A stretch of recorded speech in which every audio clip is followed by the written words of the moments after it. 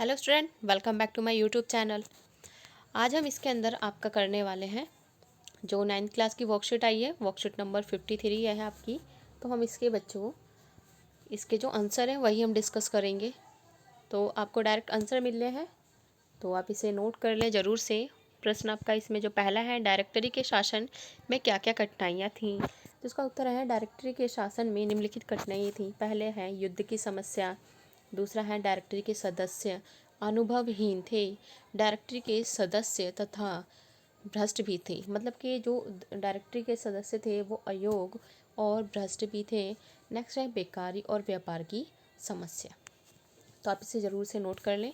इसमें इस बार जो आपको कराया जा रहा है, डायरेक्ट आंसर कराए जा रहे हैं, होपफुल आपके लिए ज़्यादा बेस्ट होंगे, क्योंकि बच्चे वर्कशीट समझते नहीं हैं, डायरेक्ट आंसर ही करते हैं। ओके, फर्स्ट क्वेश्चन आप इसे नोट करें, देन चलेंगे सेकंड पे। सारे बच्चे इसे नोट करेंगे और मेरे एक लाइक ज़रूर दें और कमेंट करके ज़रूर जाएं। सब बच्चे कमेंट जरूर करेंगे, लाइक करेंगे और सब्सक्राइब करेंगे। जल्दी से नोट करो, फिर चलेंगे हम क्वेश्चन नंबर सेकंड की तरफ।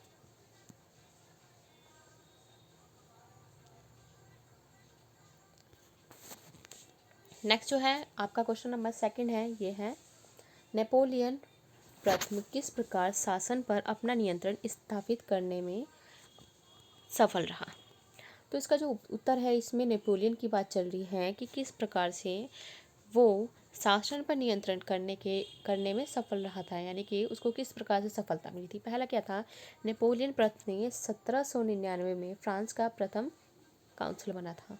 तो ये है फ्रांस का प्रथम काउंसिल कौन बना था, तो नेपोलियन बना था। आपका ये क्वेश्चन एक नंबर में भी आ सकता है। दूसरा आपका है कि ये कब बना था, तो ये भी आपसे पूछा जा सकता है। उसके बाद है 1799 में उसने डायरेक्टरी के शासन का अंत कर दिया था। तो बच्चों आपका ये क्वेश्चन एक नंबर में भी पूछा जाता है कि डायरेक्टरी के शासन का अंत कब हुआ था। तो 1799 में किसने किया था, नेपोलियन में किया था। और कहाँ हुआ था ये, तो आपका फ्रांस में। क्लियर है। 1804 में अपने आप को फ्रांस का सम्राट घोषित कर दिया था। तो आपका बच्चों इसमें एक नंबर में ये भी क्वेश्चन आता है कि 1804 में अपने आप को फ्रांस का सम्राट किसने घोषित किया था, नेपोलियन ने। क्या आंसर होगा, नेपोलियन ने। कब घोषित किया था, 1804 में।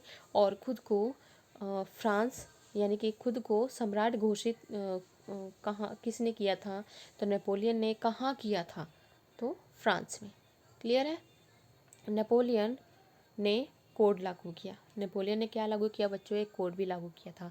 क्लियर है। तो इस तरीके से आपके एक एक नंबर में क्वेश्चन पूछे जाते हैं। आपका सपोर्टिंग उठा के देखोगे ना, तो उसमें भी आपको ये देखने को मिलेंगे। ठीक है, क्वेश्चन नंबर सेकंड आप इसे नोट करो जल्दी से, फिर हम चलेंगे थर्ड की तरफ।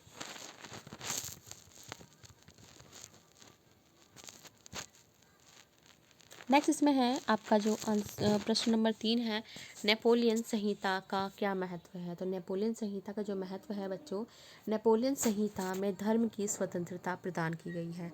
इसमें क्या है, जो नेपोलियन की संहिता लिखी गई थी, तो संहिता जो है इसमें जो बातें कही गई हैं क्या है, इसका जो महत्व, इसमें संहिता में धर्म की स्वतंत्रता प्रदान की गई है, योग्यता के आधार पर सरकारी नौकरियां दी गई हैं और ज्यूरी की सहायता से मुकदमे सुनने की व्यवस्था की गई है। क्लियर है। तो नेपोलियन संहिता का महत्व यही है, धर्म की स्वतंत्रता और योग्यता के आधार पर सरकारी नौकरियां, ज्यूरी की सहायता से मुकदमे सुनने की व्यवस्था। आप इसे नोट करें जल्दी से, चलेंगे हम नेक्स्ट क्वेश्चन की तरफ। लास्ट क्वेश्चन है आपका इसके बाद। आई थिंक आज ये बच्चों को ये वर्कशीट ज़्यादा अच्छी लग रही होगी, क्योंकि इसमें डायरेक्ट आपको आंसर्स कराए गए हैं, सॉल्यूशन दिया है।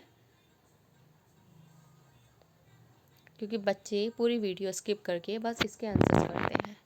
ठीक है, हम चलते हैं फोर्थ की तरफ। नेपोलियन संहिता में दिए गए कानूनों और प्रावधानों को आप भी अपने लिए महत्वपूर्ण मानते हैं और क्यों। इसमें आपको अपने अकॉर्डिंग लिखना है कि आप किस प्रकार से उसमें जो नेपोलियन संहिता है उसमें दिए हुए कानूनों और प्रावधानों को अपने आप भी अपने लिए महत्वपूर्ण मानते हो। तो आपको क्या समझ में आता है, इससे आपको लिखना है। तो हाँ, मैंने जो लिखवाया, मैं नेपोलियन संहिता में दिए गए कानूनों के समक्ष समानता का सिद्धांत और ज्यूरी की सहायता से खुले में मुकदमा सुनने की व्यवस्था और धर्म की स्वतंत्रता और योग्यता के आधार पर दी गई सरकारी नौकरियों को महत्वपूर्ण मानता हूँ। अगर आप लड़का हो, यानी अगर कोई बॉय ये देख रहा है वर्कशीट तो मानता लिखेगा, अगर कोई लड़की दिख रही है तो मानती, उसे मानती लिखना है। बच्चे क्या करते हैं, यही देख के डिट को नोट कर लेते हैं। ठीक है, तो आपकी वर्कशीट में ये प्रॉब्लम बहुत देखने को मिलती है। तो जो बॉयज़ हैं वो लिखेंगे मानता, जो बॉयज़ हैं वो लिखेंगे मानती हूँ। क्लियर है। और बॉयज़ भी कभी कभी ऐसे लिख देते हैं, अगर मानती लिखा है तो वो भी मानती लिख के निकल देते हैं यहाँ से। तो आपको सही से इसे करना है। नेक्स्ट आपका है, यह किसी भी राष्ट्र के विकास में सबसे महत्वपूर्ण कदम है। क्लियर है, यह किसी भी राष्ट्र के विकास में सबसे महत्वपूर्ण कदम है।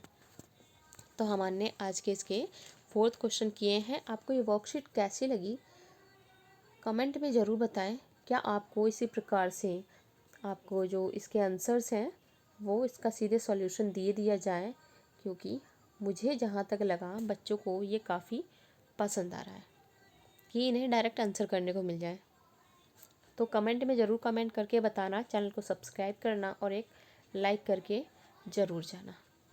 कमेंट बॉक्स में कमेंट करना है आपको कि आपको ये वर्कशीट कैसी लगी है। अगर इसी प्रकार से आपको वर्कशीट चाहिए तो नेक्स्ट टाइम से आपको डायरेक्ट सॉल्यूशन दे दिए जाएंगे और जो इसके समझने वाला पोर्शन है वो अलग रखा जाएगा। वो जो बच्चे समझना चाहते हैं समझेंगे, जो बच्चे बस आंसर्स करना चाहते हैं वो आंसर कर लेंगे। क्लियर है। तो अभी इतना ही, मिलेंगे नेक्स्ट वीक वर्कशीट में। ओके, सबको हैप्पी दिवाली, सब बच्चों को हैप्पी दिवाली। तो आराम से अपनी दिवाली मनाएं, खुशियाँ मनाएं। Okay, thank you.